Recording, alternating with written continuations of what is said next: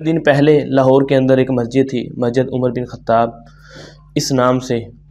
تو بعض شرپسند مسلمانوں نے ایسا کام کیا، مسجد کی بے حرمتی کی، اس کو شہید کرنے کی نعوذ باللہ کوشش کی۔ مسجد ساری کے ساری مساجد اللہ تعالیٰ کے گھر ہیں، چاہے وہ کسی بھی مسلک کی ہوں۔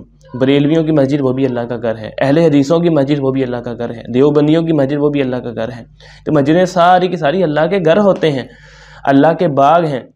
تو یہاں پر آ کر لوگ ذکر کرتے ہیں، اللہ کو سجدہ کرتے ہیں، کوئی کسی کی مسجد نہیں ہوتی۔ لیکن وجہ کیا تھی؟ چند لوگ آئے، انہوں نے آ کے کہا کہ لوگ ہماری مسجد سے اس مسجد میں آ رہے، ہماری تمہاری کیا ہے؟ اللہ کی مسجد ہے۔ وَأَنَّ الْمَسَاجِدَ لِلَّهِ، ساری مسجدیں اللہ تعالیٰ کی ہے۔ مسجد کی بے حرمتی بہت بڑا گناہ ہے۔ ایسے لوگوں کو چاہیے اللہ تعالیٰ سے معافی مانگے، سچی پکی توبہ کریں اور اپنی اصلاح کریں۔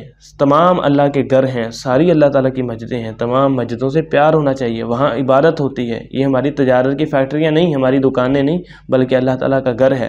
جہاں بھی مسجد ہو، چھوٹی ہو بڑی ہو، دیوبندی کی ہو، بریلوی کی ہو، اہل حدیث کی ہو، وہ سارے کے سارے اللہ تعالیٰ کے گھر ہیں۔ سب کے ساتھ محبت ہونی چاہیے، سب کے ساتھ پیار ہونا چاہیے، سب کے ساتھ تعاون ہونا چاہیے۔